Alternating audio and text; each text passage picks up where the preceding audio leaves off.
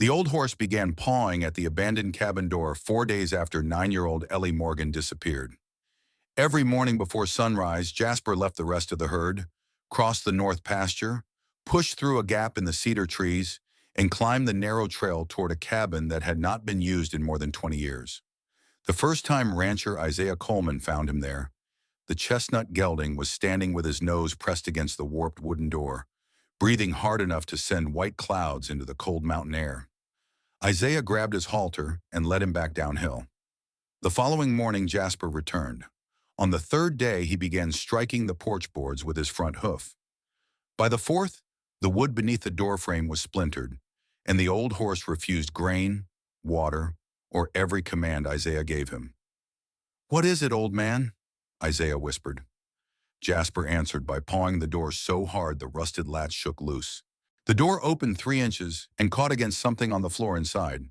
Isaiah forced his shoulder against it. The object slid slowly across the dusty boards.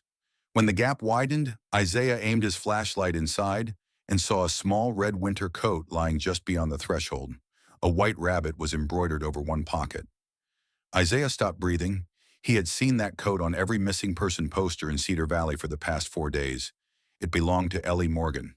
Before we begin, please subscribe to the channel, leave a like, and write in the comments. Would you trust an old horse if it kept returning to a place everyone else believed was empty? Isaiah Coleman had worked Red Hollow Ranch in western Montana for 26 years. At 51, he was a tall black rancher with broad shoulders, a short salt and pepper beard, and the deliberate patience of a man who had spent most of his adult life around frightened cattle, injured horses, and weather capable of changing faster than people could react.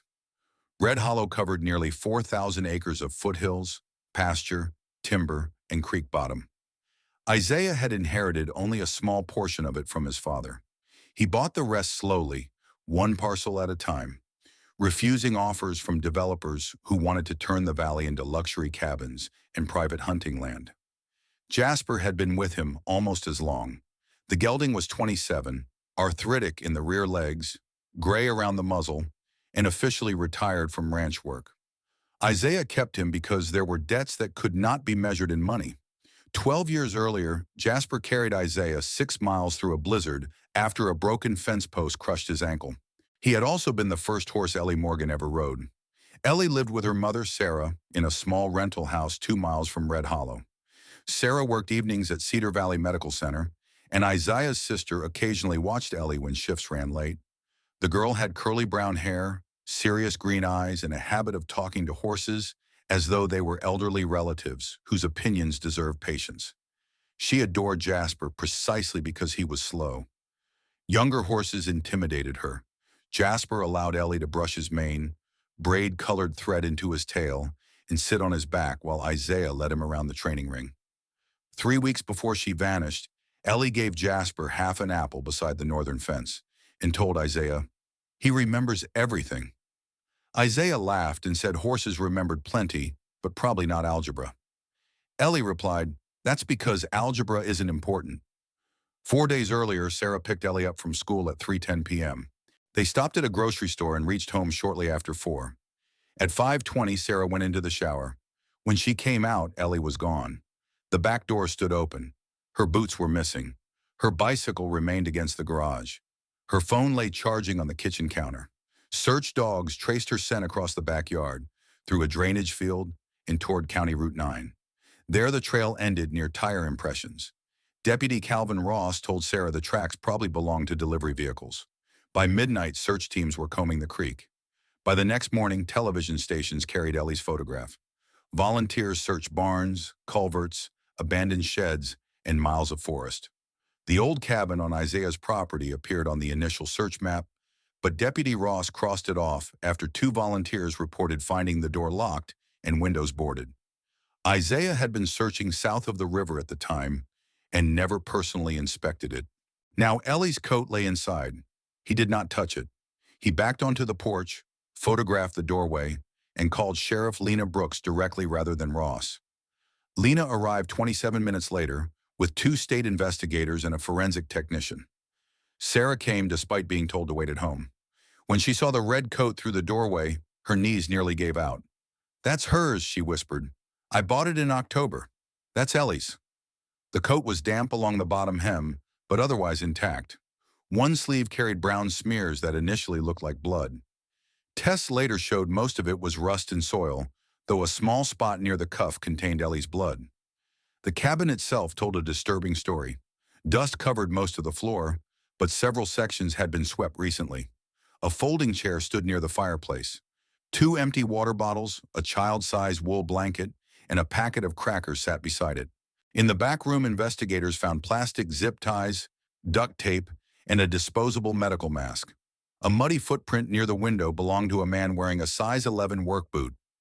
Beneath the bed, Isaiah noticed something the forensic technician initially missed. Three pale strands tangled around a nail. Horsehair. Chestnut horsehair with traces of gray. Jasper's. Isaiah stared at it until Lena asked what he was thinking. "Ellie brought him here before," he said. Sarah shook her head. "She wouldn't ride out here alone. She didn't have to ride him." Isaiah remembered an incident 2 months earlier. A section of northern fence had been cut, and Jasper disappeared overnight. Isaiah found him the next morning near the abandoned cabin. He assumed the old horse wandered through the opening. Now he wondered whether someone else had led him there. Ellie had been visiting the ranch that afternoon. She helped Isaiah repair the fence after Jasper was returned. Perhaps she followed the horse. Perhaps she saw something. Lena ordered the cabin processed completely. Beneath the loose floorboards in the rear room, they found a small purple plastic bead from a child's bracelet and a folded scrap of notebook paper. Written in pencil were 4 words: blue truck, broken light, mill. Sarah recognized Ellie's handwriting immediately. Ellie had left a clue. The paper changed everything because no one knew when she wrote it. Had she hidden it while captive or before her disappearance? Isaiah searched his memory. Ellie often carried a small notebook where she drew horses and wrote stories. The notebook was missing from her bedroom. Investigators examined traffic cameras. A blue Ford pickup with a broken left taillight passed Sarah's street at 5:28 on the evening Ellie disappeared. It returned toward the mountains at 5:41. The plate was unreadable because of mud. There were hundreds of blue pickups in the county, but mill narrowed the possibilities. The old Silver Pine lumber mill stood 15 miles north beside an abandoned rail spur. It had closed 8 years earlier. Most buildings were empty, though part of the property had recently been purchased by a company called Alpine Heritage Development. Isaiah knew the name. Alpine Heritage had tried buying the northern section of Red Hollow Ranch for 3 years. Its owner, Richard Vale, wanted to build a gated resort stretching from the river to federal forest land. Isaiah refused every offer. Several neighboring ranchers did the same. In the past 18 months, however, 3 had suddenly sold after fires, water disputes, or financial trouble. Isaiah had always considered it aggressive business. Lena wondered whether it was something more. She asked why Ellie might know anything about Alpine Heritage. Isaiah remembered another detail. Sarah Morgan's late father, Thomas Morgan, had been Cedar Valley's county surveyor for 34 years. He died the previous spring, leaving Sarah boxes of old maps and property records she had not yet sorted. Richard Vale had contacted her twice, asking whether Thomas kept original surveys relating to Red Hollow and the Mill Corridor. Sarah thought he wanted historical documents and refused because she planned to donate them to the county archive. 2 weeks before Ellie disappeared, Sarah came home to find one storage box open. Nothing seemed missing. Ellie had been there. "She told me she saw a man outside," Sarah whispered. "I thought she meant someone walking a dog." Lena asked what the man looked like. Sarah closed her eyes. "She said he had a silver buckle shaped like a bull." Isaiah knew exactly who wore one. Dean Mercer, Richard Vale's ranch manager and security supervisor. Dean had visited Red Hollow 4 times during property negotiations. His belt buckle was enormous, silver, and shaped like a longhorn. Lena sent officers to Dean's house. He was gone. His blue Ford pickup was gone as well. The old mill became the immediate focus. State police entered just after noon. They found recent tire tracks and evidence one warehouse had been occupied, but no Ellie.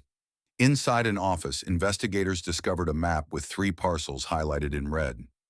Red Hollow Ranch, the Morgan family's old 40-acre timber tract, and a narrow easement connecting both properties to the abandoned railway.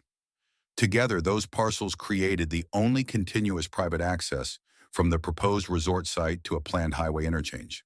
Without them, Vale's project was worth a fraction of its advertised value.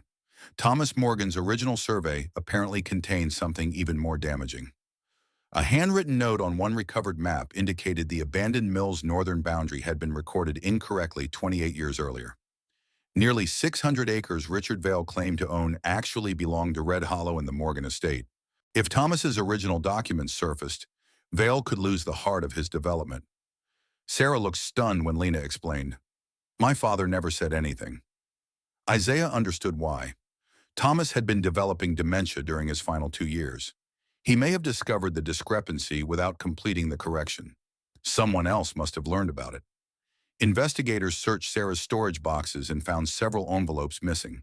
One remaining ledger referenced Original Field Book 17, Morgan/Red Hollow Boundary. Field Book 17 was gone. So was Thomas's brass survey compass. Ellie's disappearance was no longer random. Someone believed Sarah possessed documents worth millions. But why take a child instead of simply stealing them? The answer arrived that evening in a text message sent from a prepaid phone. Sarah's screen displayed a photograph of Ellie sitting on a wooden floor, wearing a gray sweatshirt. Her red coat was gone. She looked frightened but alert. In front of her lay that day's newspaper. The message read, "Find Field Book 17. Bring it alone. No police. Child comes home." Sarah screamed that she did not know where the field book was. Lena believed her. But Ellie might know. Thomas adored his granddaughter and often took her exploring. Perhaps he showed her where he stored important records. Sarah remembered something suddenly. 3 months before Thomas died, he gave Ellie an old brass key and called it the key to Grandpa's maps. Sarah assumed it belonged to a desk. After his funeral, Ellie wore the key on a string around her neck for weeks. Now it was missing too. Isaiah asked where Thomas took Ellie most often. "The old lookout," Sarah said. Thomas owned a tiny firewatch cabin on a ridge beyond the ranch until selling it years earlier. Then Sarah corrected herself. Not the lookout. He called it the map house. Isaiah knew another place. Behind the abandoned cabin, Jasper kept returning to stood a collapsed smokehouse built by his grandfather. Thomas Morgan used it in the 1980s when surveying the northern boundary because it stayed dry. Isaiah had not entered it in decades. Lena and Isaiah returned immediately. Jasper was still standing near the cabin, tied loosely to a cedar because Isaiah had been unable to persuade him home. When released, the horse did something unexpected. He ignored the cabin door and walked around the building toward a wall of blackberry vines. He stopped beside them and pawed. Isaiah pushed the vines aside. Behind them lay a low stone structure he had almost forgotten existed. The smokehouse door was secured by an old brass padlock. Sarah examined a photograph and whispered, "That looks like Ellie's key." A locksmith opened it. Inside were rusted tools, survey stakes, and an old metal document chest. The brass key from Ellie's necklace would indeed have opened the padlock. Inside the chest, investigators found maps wrapped in waxed cloth, Thomas Morgan's field notebooks, and Field Book 17. The book proved what Vale feared. Decades earlier, a surveying error shifted the boundary line. Richard Vale's company had built roads, cabins, and utility infrastructure, partly on land it did not legally own. Thomas's notes also documented something worse. When he realized the mistake, Vale offered him money to keep quiet. Thomas refused. A later entry said, "R. Vale threatening Sarah indirectly. Copy evidence before correction filed." Thomas became ill before filing it. Vale apparently believed Sarah inherited the documents. Ellie knew the hiding place because her grandfather had taken her there. That explained why Dean had been watching her and why Jasper mattered. 2 months earlier, Ellie probably walked to the smokehouse and encountered Dean searching near the cabin. Jasper, wandering through the deliberately cut fence, followed her scent or her presence. Dean may have been testing access to Isaiah's property. Ellie saw him, remembered the blue truck and bullbuckle, and later recognized him during her abduction. She had deliberately left clues. The immediate problem remained. Vale had demanded the field book. Lena decided to use it. Sarah sent a response saying she found the book. The kidnappers instructed her to bring it at midnight to an abandoned way station near Highway 16. Investigators created a duplicate containing a tracker. Sarah insisted on going. Lena reluctantly agreed. wiring her and placing tactical teams far enough away to avoid detection. Isaiah stayed at command because the kidnappers knew him. At 12:07, a blue pickup arrived without headlights. Dean Mercer stepped out. He was alone. Sarah held up the envelope and demanded to see Ellie. Dean showed her a live video on his phone. Ellie sat inside what looked like a horse trailer. Isaiah noticed something through the feed that others missed. Behind Ellie, painted on the trailer wall, was part of an old red logo shaped like a running elk. He had seen that logo years earlier on livestock trailers belonging to Coal Creek Outfitters, a hunting operation purchased by Alpine Heritage. Their winter camp stood 40 miles into the mountains. Sarah handed Dean the duplicate field book. Officers moved in. Dean ran, reached the truck, and rammed a barricade before state police disabled the vehicle. He was arrested, but the live video ended instantly. Under interrogation, Dean refused to reveal Ellie's location. "You don't know who you're dealing with," he told Lena. "Val has people everywhere." "Not everywhere," she answered, "and fewer every hour." The tracker inside the false field book gave investigators nothing, because Dean never transported it further. But his phone contained fragments of deleted coordinates. Digital technicians reconstructed one coordinate near Cold Creek. Teams headed into the mountains before dawn. The camp was empty. A horse trailer with the running elk logo stood beside a barn, but Ellie was gone. On the floor, they found a piece of gray sweatshirt fabric and several pencil marks. Ellie had drawn arrows pointing east.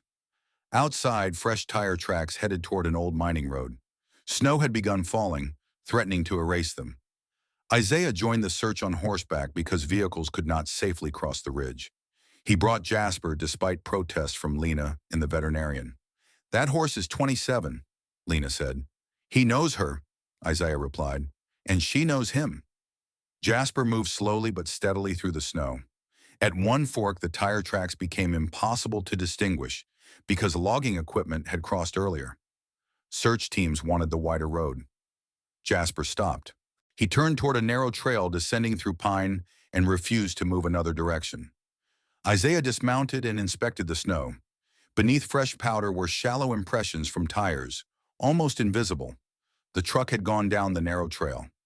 Jasper was not magically tracking Ellie across mountains. The old horse likely remembered paths, scents, and places associated with her. But his insistence made Isaiah look more carefully. They followed. 3 miles later, the trail ended at an abandoned ranger station beside frozen Mirror Lake. Smoke rose faintly from the chimney. Isaiah radioed coordinates. He and 2 officers approached quietly. Through a cracked window, they saw Ellie tied to a chair and Richard Vale standing nearby. Another man guarded the rear entrance. Vale was preparing to move her again. Ellie saw Isaiah through the window before Vale did. She did not shout. Instead, she lowered her eyes toward a kerosene lamp sitting near the table. Isaiah understood she was warning him about fire or giving him a distraction. Tactical officers were still 10 minutes away. Then Jasper whinnied outside. The sound changed Ellie instantly. She lifted her head and yelled, "Jasper!" Vale spun toward the window. Ellie kicked the table. The lamp fell but did not break. The guard rushed toward the noise. Isaiah and the 2 officers entered simultaneously. Vale grabbed Ellie and pulled a handgun from his coat. Isaiah froze. "You ruined everything over a book," Vale said. "No," Isaiah replied. "You did." Outside, Jasper struck the cabin wall with one hoof, startled by shouting. Vale glanced toward the sound. Ellie bit his hand. He jerked back. An officer tackled him before he could fire. The second man surrendered. Ellie ran straight past everyone, through the open door, and wrapped both arms around Jasper's neck. The old horse lowered his head against her shoulder. Isaiah turned away for a moment because he did not want anyone seeing his eyes. Investigators later reconstructed the full conspiracy. Richard Vale discovered Thomas Morgan's boundary notes while negotiating county permits. He learned the original survey could destroy his development and expose years of fraudulent land filings. He sent Dean to locate the field book. When simple searches failed, Dean followed Ellie after hearing her mention Grandpa's map house. She caught him near the cabin. He did nothing then because Isaiah was nearby, but the encounter told Vale the child knew more than her mother. They abducted Ellie to force Sarah to surrender the records. Dean first held her inside the abandoned cabin on Red Hollow land, believing it would direct suspicion toward Isaiah if discovered. Ellie escaped the zip ties long enough to hide her red coat near the doorway, and write the clue about the truck, broken taillight, and mill. She could not escape the cabin because another man stood outside. She heard Jasper nearby on the first night. The horse had apparently followed familiar human scent toward the cabin. Dean chased him away. Jasper returned after Ellie was moved because her coat and scent remained inside. That persistence eventually brought Isaiah to the door. The case did not end with kidnapping charges. Field Book 17 triggered a federal land fraud investigation. Richard Vale had manipulated county records, bribed inspectors, pressured elderly landowners, and intentionally damaged wells and fences to push ranchers into selling cheaply. 2 suspicious barn fires were connected to Dean's employees. Several county officials resigned or were charged. Red Hollow's disputed acreage legally returned to Isaiah, while the Morgan estate regained timberland Thomas had spent his final years trying to protect. Vale's resort project collapsed. Richard Vale and Dean Mercer were eventually convicted of kidnapping, conspiracy, extortion, fraud, obstruction, and multiple property crimes. The man guarding Ellie cooperated with investigators and admitted he was hired without initially knowing a child was involved. His testimony helped establish Vale personally ordered the abduction. Sarah and Ellie remained in Cedar Valley. For months, Ellie refused to sleep with her bedroom door closed. Blue pickup trucks made her panic. She attended therapy and gradually returned to school. She came back to Red Hollow much sooner than anyone expected. On her first visit, she walked directly to Jasper's pasture, carrying an apple. The old gelding approached slowly. Ellie pressed her forehead against his muzzle. "You kept going back," she whispered. Isaiah stood several yards away and let the moment belong to them. Jasper lived another 3 years. Arthritis worsened, and eventually he spent most days beneath the cottonwoods near the barn. Ellie visited whenever she could. When she was 12, she wrote a school essay about him. Her teacher expected a story about a heroic horse solving a kidnapping. Ellie wrote something more honest. "Jasper did not know about property records or bad men," she wrote. "He knew I had been somewhere. He knew my smell and maybe remembered being near me. When I was gone, something about the cabin was still important to him, so he kept returning. Mr. Coleman paid attention.